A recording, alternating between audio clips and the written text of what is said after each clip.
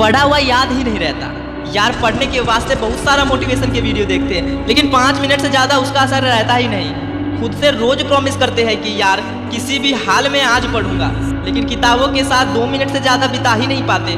और ऊपर से स्कूल कॉलेज ट्यूशन का होमवर्क का टेंशन।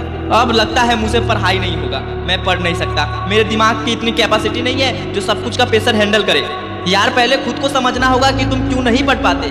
क्यों तुम्हारा पढ़ने में मन नहीं लगता? क्यों पढ़ने का मन बनाते ही सारे बहाने तैयार हो जाते हैं पहले से ही?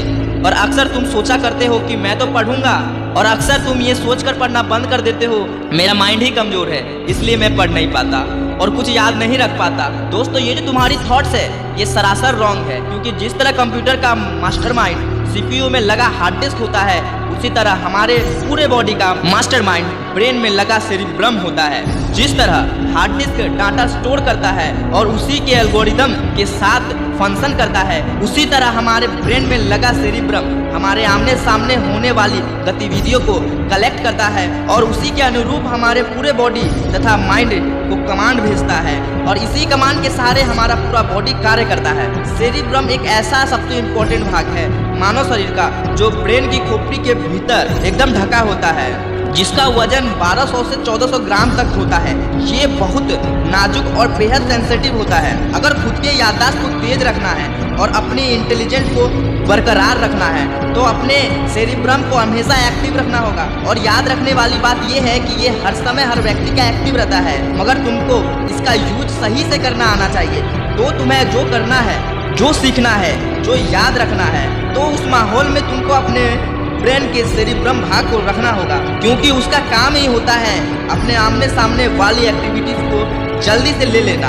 और तुम ये चाहोगी कि एक दिन में ऐसा हो जाए, तो ऐसा नहीं हो सकता, क्योंकि एक दिन में ही तुमने चलना नहीं सीखा, ना ही साइकिल चलाना सीखा था। वो सब को सीखने के लिए तुम्हें समय लगा था, इसलिए इसे भी सीखने के लिए तुम्हें समय लगेगा। हो सके तो मेरी एक बात मानना, किताबों के संग रहकर नहीं तो उसके संग जो रहते हैं उनके साथ रहना सीख लो।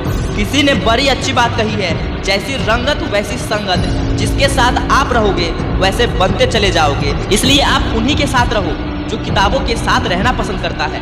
स्वामी विवेकानंद की एक कहानी आपके साथ शेयर करता हूँ। एक बार वो अपने गुरु भाई के साथ किसी अनुष्ठान में सम्मिलित होने के लिए गए हुए थे। उसी दौरान उन्हें कहीं रहना पड़ गया था किसी होटल में, और वहाँ से कुछ दूरी पर एक लाइब्रेरी था और विवेकानंद जी को किताबें पढ़ने का बहुत शौक था। इसी कारण उनके गुरु भाई ने उस लाइब्रेरी से हमेशा किताबें लाते थे स्वामी विवेकानंद जी के पढ़ने के लिए, और अगले ही दिन विवेकानंद जी किताबें पढ़ लेते थे और गुरु भाई को वापस कराते थे। रोज ऐसा ही होने लगा तो कुछ दिन बीत गए तो लाइब्रेरियन ने पूछा कि इतने सारे किताब कहाँ ले जाते हैं और अगले ही दिन वापस भी ले आते हो? अगर किताबों को देखना ही है तो आप यहीं देख लिया कीजिए, क्यों इतना भारी भरकम किताबें उठाकर ले जाया करते? तब गुरु भाई कहते हैं, ये मैं अपने लिए नहीं ले जाता, ये मैं स्वामी विवेकानंद जी के लिए ले जाता हूँ। वो सारे किताबें पढ़ते हैं, फिर मैं वापस यहाँ रखने आता हूँ। तो लाइब्रेरियन कहता है कि वो सारे किताबें एक दिन में पढ़ लेते हैं, क्या मजाक कर रहे हो? तो गुरु भाई कहते हैं हाँ वो पढ़ लेते हैं। तो लाइब्रेरियन ने पूछा, क्या मैं उनसे मिल सकता हूँ और किताबों से जुड़ी कुछ सवालें पूछ सकता हूँ उनसे?